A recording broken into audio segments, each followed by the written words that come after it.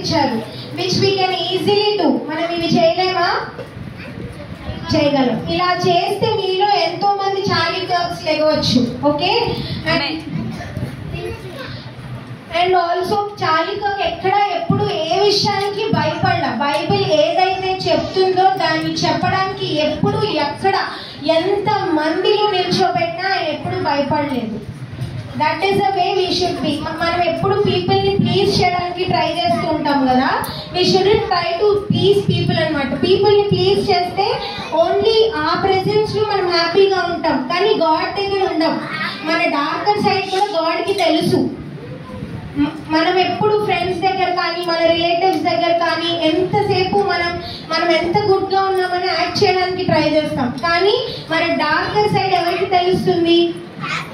గాడ్కి మాత్రమే తెలుస్తుంది. సో ఎప్పుడైనా గాడ్ దగ్గర మనం ఎప్పుడు కూడా ఆనెస్ట్గా ఉండాలి. ఓకే, అండ్ ఎవరిని ఎప్పుడు ఎక్కడ ప్లీజ్ చేయడానికి ట్రై చేయగలం. If that is a wrong, say it wrong, అంతే. దానికి భయపడాల్సిన అవసరం ఏమీ లేదు. అకార్డింగ్ టు ద బైబిల్, మీరు according to the Bible leave చేస్తే, when you leave your life like it is in the Bible, then you can reach higher positions anamata. Okay, now let's get into the lesson. So ee roju miracles jarugutunayi kada manaki. So today I am going to teach you 27th miracle. Miracle name Jesus heals a boy with unclean spirits. Okay, Jesus heals a boy with unclean spirits. ఇది మనం ఎక్కడంటే 3 gospels లో చూస్తాం అన్నమాట. Matthew, mark, Luke. Matthew chapter 17 words 14 to 20, mark 9 chapter 9 words 14 to 29, Luke chapter 9 words 37 to 43. ఈ 3 gospels లో కూడా మనం ఈ స్టోరీని చూస్తాం అన్నమాట. అయితే ఇప్పుడు నాతో స్టోరీ లోకి రావడానికి మీరు అందరూ రెడీయా? ఓకే, సో ఈ స్టోరీ ఎక్కడ జరుగుతుందంటే ఫుట్ ఆఫ్ మౌంట్ ట్రాన్స్ఫిగరేషన్, రూపాంతరపు కొండ కింద జరుగుతుంది అనమాట. అంటే దేవుడు రూపాంతరం చెందిన తర్వాత జరిగిన ఫస్ట్ మిరాకిల్ ఇది. Okay,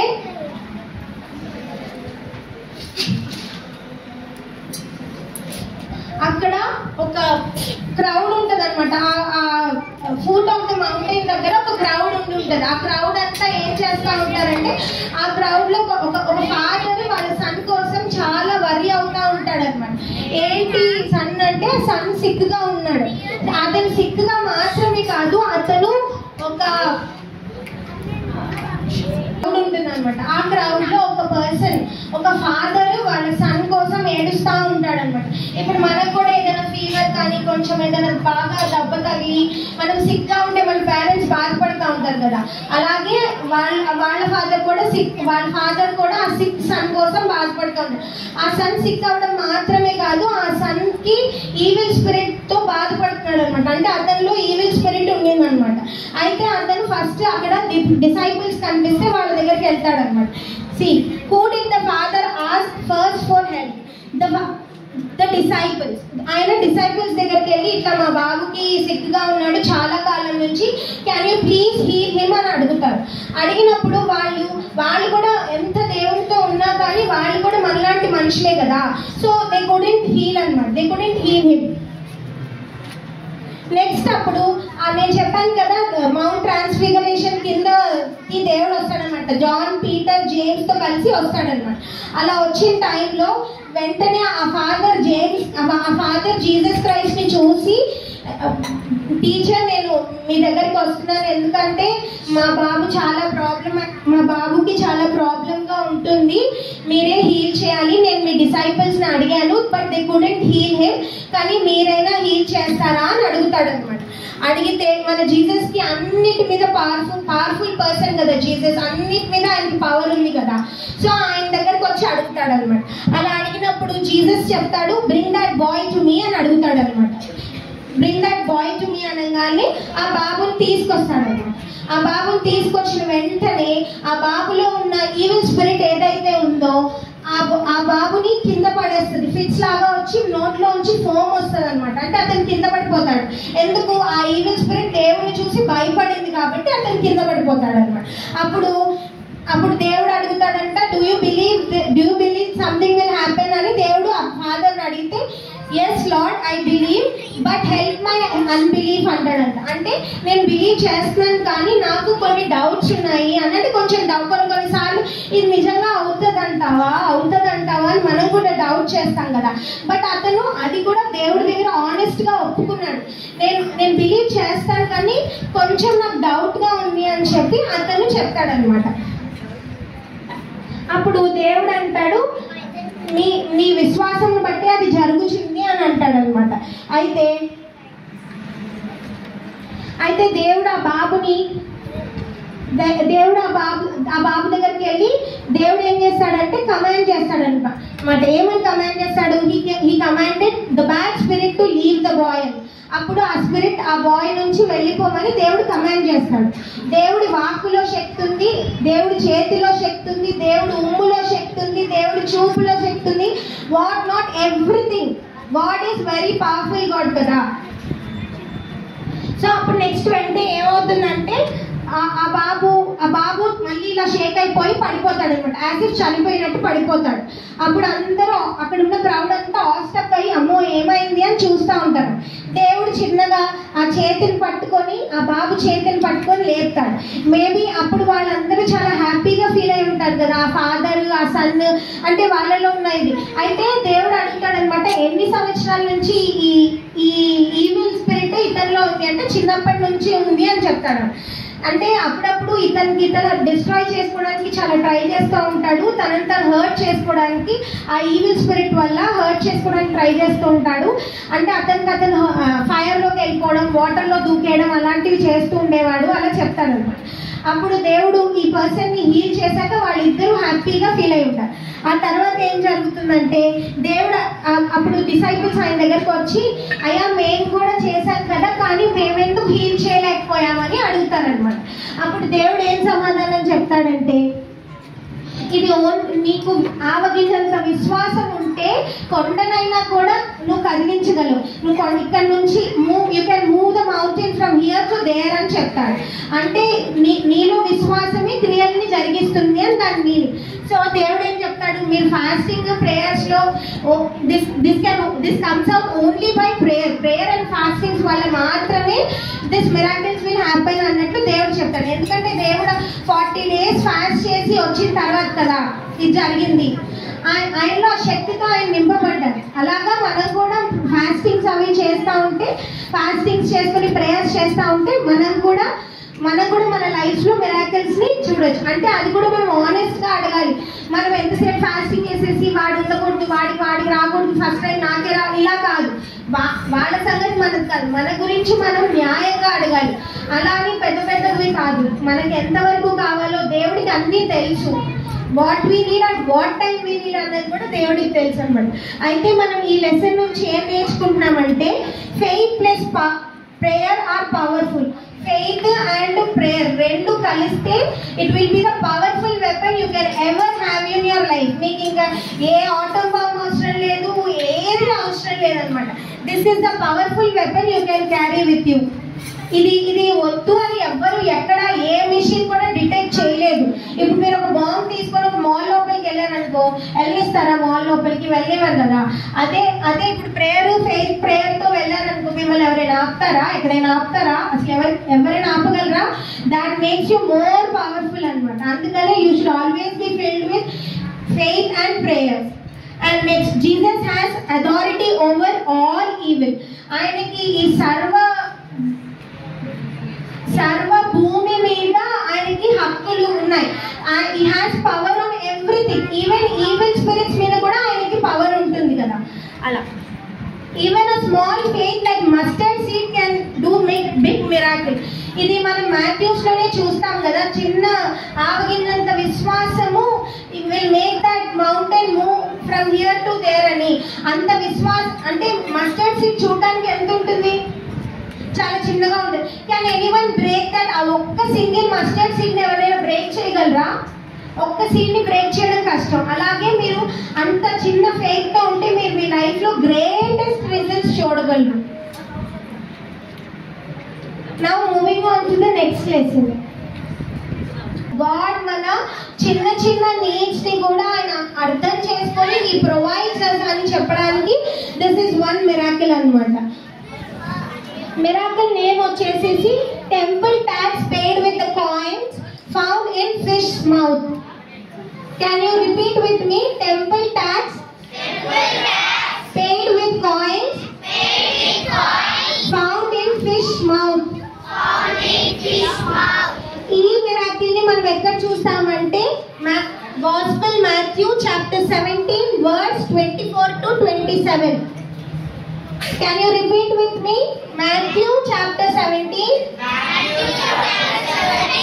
verse 24 to 27. So okay, ఈ మిరాకిల్ ఎక్కడ జరిగిందో చూద్దాం. ఇందాక చెప్పాను కదా అక్కడ గాడ్ ఆ కొండ కింద జరిగింది అని. దాని తర్వాత వాళ్ళు టౌన్ లోపలికి వెళ్తారనమాట. ఆ టౌన్ పేరేంటి? Capernaum. Capernaum, pronounce it. This is by the sea of Galilee. ఇది గ్యాలిలీ సీకి నార్త్ సైడ్ ఉంటుంది అనమాట. ఓకేనా? అండ్ ఇది ఇక్కడే ఈ కాపర్నమ్ అన్న టౌన్ లోనే పీటర్ వాళ్ళ ఇల్లు ఉంటుంది. And you know something, Jesus home ministry place. అంటే ఈ ప్లేస్ లో జీసస్ మెనీ మిరాకిల్స్ చేశారు, ఎన్నో టీచింగ్స్ కూడా చేశారు. ఆయన మినిస్ట్రీ ఫస్ట్ స్టార్ట్ అయిన ప్లేస్ ఇదే. సో దిస్ ఇస్ ఇక్కడ మ్యామ్ మీకు నెక్స్ట్ టైం క్వశ్చన్ కూడా అడగచ్చు, which is Jesus Christ first home ministry place అంటే what will right? Very good. Okay, and now temple tax. Temple tax అంటే ఏంటి అంటే ఆ రోజుల్లో జూయిష్ పీపుల్ అందరూ 20 years పైన వాళ్ళు ప్రతి ఒక్కళ్ళు కూడా టెంపుల్ ట్యాక్స్ కట్టాలి. ఆ టెంపుల్ ట్యాక్స్ అంటే ఏంటి అంటే ఆ టెంపుల్ ని మెయింటైన్ చేయడానికి అవే ఖర్చు ప్రతి ఒక్క పర్సన్ అంటే 20 years ప్లస్ ఉన్న man, every man should pay అనమాట.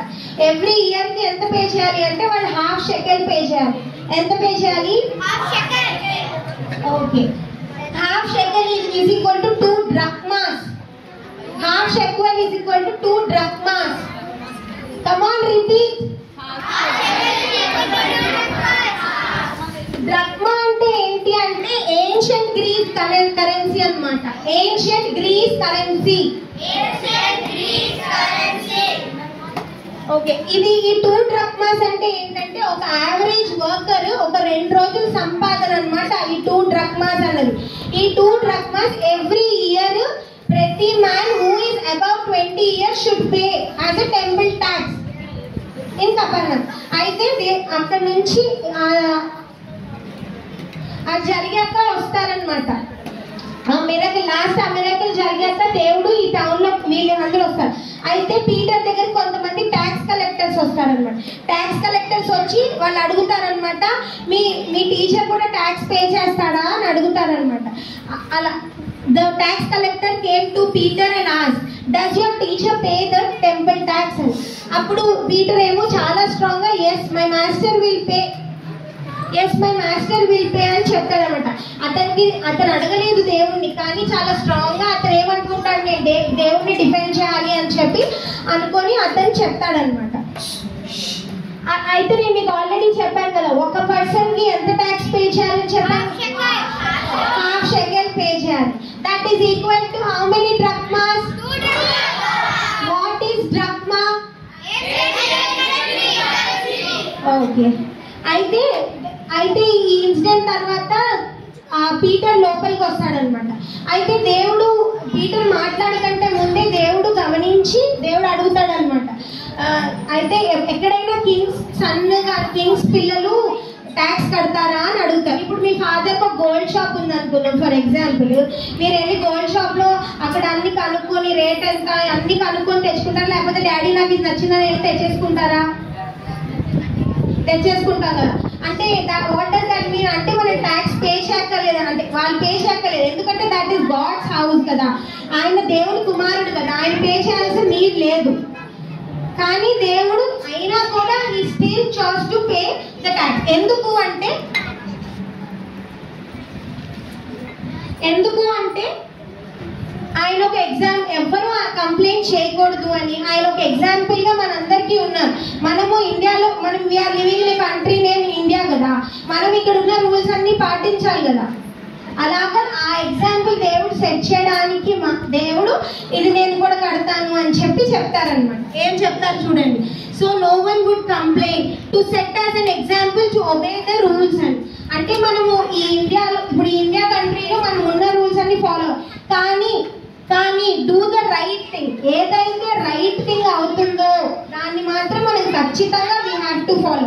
నువ్వు ఎంత హయ్యర్ పొజిషన్ లో ఉన్నా యూ హ్యావ్ టు ఫాలో. ఇప్పుడు మన చర్చెస్ లో కొన్ని రూల్స్ ఉంటాయి. ఫర్ ఎగ్జాంపుల్, నువ్వు ఒక కలెక్టర్ అయిపోయారు, రేపు పొద్దున మేము చర్చ్కి వచ్చి మేము కింద కూర్చోము, మేము అందరం చైర్స్ లో కూర్చుంటాము, మాకు కింగ్స్ క్రౌన్ కావాలి అని అలా అడగచ్చా?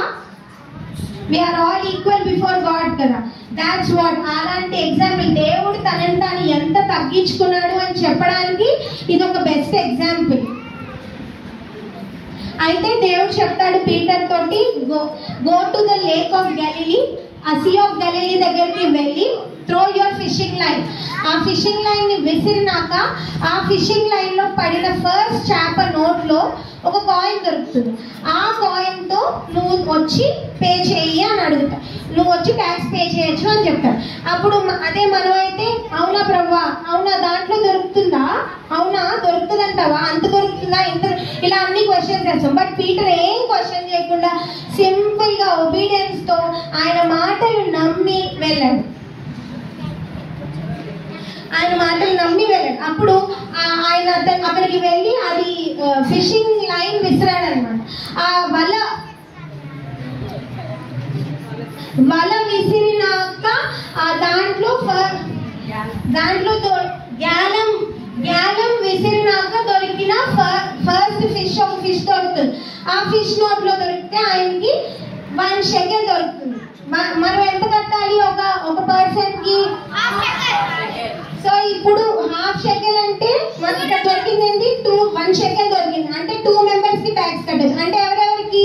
జీసస్ కి, పీటర్ కి. దేవుడు ఎగ్జాక్ట్ గా ఎంత అమౌంట్ కావాలో ఎక్కడ ఉందో ఆయన కరెక్ట్ గా చెప్పాడు అనమాట. సో దీని ద్వారా ఈ లెసన్ నుంచి మనం నేర్చుకునేది ఏంటంటే ఒబీడియన్స్ ఇస్ ఇంపార్టెంట్. ఇప్పటి వరకు మనం చాలా మిరాకిల్స్ విన్నాం కదా. మిరాకిల్స్ అన్నిట్లో ఒబీడియన్స్ ఒక్కటే మెయిన్ థింగ్ అనమాట. ఎందుకంటే నువ్వు అలా చెయ్యి అని చెప్పిన వెంటనే అది జరిగింది. నువ్వు అలా చెయ్యి అనగానే వాళ్ళు చేశారు, అది జరిగింది. ఫర్ ఎగ్జాంపుల్ ఇప్పుడు నేను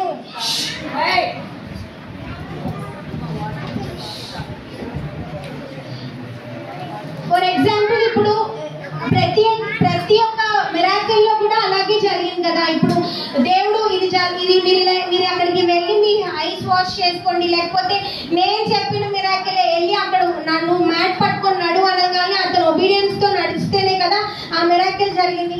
సో మనం ఎక్కడైనా కూడా మనలో ఒక మిరాకిల్, ఒక గ్రేట్ రిజల్ట్ చూడాలి అంటే first we have to be obedient to the God. Okay, follow God's example. ఇక్కడ ఈ లెసన్ లో పీటర్ కూడా ఒబీడియంట్ గా ఉండి వెళ్ళి ఆయన చెప్పిన ప్లేస్ లో లేక్ వేశాడు, చెప్పిన విధంగా ఆ నెట్ వేశాడు, దాంట్లో వచ్చిన ఫస్ట్ ఫిష్ ని పట్టుకున్నాడు, దాంట్లో ఎగ్జాక్ట్ గా దొరికింది కదా. అలాగే ఫాలో గాడ్స్ ఎగ్జాంపుల్ అంటే ఇప్పుడు గాడ్ దేవుడు కుమారుడు కాబట్టి అక్కడ ట్యాక్స్ కట్టాల్సిన నీడ్ లేదు. కానీ just to follow rules and to be best example తనని తాను తగ్గించుకొని ఆయన కట్టారు. అంటే ఇప్పుడు దేవుడు అసలు ఈ భూమి మీదకి ఎందుకు వచ్చాడు? Saving our life. అలాగే ఆయన మనలాగానే లైఫ్ లీడ్ చేశాడు కదా, ఒక హ్యూమన్ బీయింగ్ లాగానే లీడ్ చేశాడు. ఆయన అనుకుంటే ఒక రిచ్ ఫ్యామిలీలో పుట్టగలడు కదా, కానీ ఒక పువర్ ఫ్యామిలీలో పుట్టి అలాంటి ఒక లైఫ్ లీడ్ చేశాడు కదా. అంటే he has set an example. అంటే కొంతమంది అంటారు మీకు అన్నీ ఉన్నాయి కాబట్టి మీరు ఏమైనా చెప్పేస్తారు, మాకు లేవు, మాలా ఉంటే మీకు తెలుస్తుంది అని అంటారు. ఆ మాట కూడా దేవుడు మనకి ఎక్కడ ఛాన్స్ ఇవ్వలేదు. ఆయన చాలా పువర్ ఫ్యామిలీలో పుట్టారు. పువర్ ఫ్యామిలీలో పుట్టి he has led normal life అన్నమాట. God's power is everywhere. అయితే అక్కడ ఒక చిన్న ఫిష్ నోట్ లో కాయిన్ దొరుకుతుందని మీరు నేను ఎప్పుడైనా అనుకుంటావా? అనుకోలేము. కానీ దేవుడు పవర్ అది. హి మేడ్ ఇట్ హ్యాపెన్ అంతే. గాడ్ పవర్ ప్రతి దాంట్లో కూడా ఉంది. ఫర్ ఎగ్జాంపుల్ ఇప్పుడు మొన్న రాధికాంటి ఒక లెసన్ చెప్పారు కదా, ఒక పర్సన్ బ్లైండ్ పర్సన్ వస్తే దేవుడు స్పిట్ చేస్తాడు, స్పిట్ చేసి ఆ మడ్లో దాన్ని మిక్స్ చేసి ఐకి అప్లై చేస్తాడు అని. మనం జనరల్ గా స్పిట్ ని చూస్తే ఎంత దూరంగా వెళ్ళిపోతామా? మడ్ని కూడా మనం ఇంట్లోకి తెచ్చి పెట్టుకోం కదా. మన కాళ్ళకి మట్టి అంటుతేనే ఆ చెప్పుల్నే బయట వదిలేసి వచ్చేస్తాం కదా. సి గాడ్ అలాంటి యూజ్లెస్ థింగ్స్ ని కూడా యూజ్ చేసి గ్రేట్ మిరాకిల్స్ చేశాడు. దేవుడు అక్కడ పీటర్ కి ఇట్లా అని ఒక కాయిన్ ని చేసి దేవుడు చేతికి ఇవ్వగలడు కదా, కానీ దేవుడు అలా చేయలేదు. చాలా చాప నోట్లో నుంచి తీసిచ్చాడు. ఎందుకు ఇచ్చాడు అంటే యూజ్లెస్ థింగ్స్ ని కూడా దేవుడు యూస్ఫుల్ వాటిగా చేయగలడు. అలాగే మనం అనుకుంటాము నాకు అసలు ఏమీ రాదు, నేను దేంట్లో ఇది కాదు, నాలో ఏ టాలెంట్ లేదనుకున్నాం. కానీ గాడ్ మనమందరం ఈ వరల్డ్ లోకి రావడానికి మనందరికి ఒక్కొక్క టాస్క్ ఉంటుంది. ఆ టాస్క్ ని నెరవేర్చడానికి దేవుడు పంపిస్తాడు. ఇక్కడ హ్యూమన్ ఎవ్వరు మన టాలెంట్ ని గుర్తించకపోయినా God will recognise our talent అన్నమాట. And now next Jesus provides our need.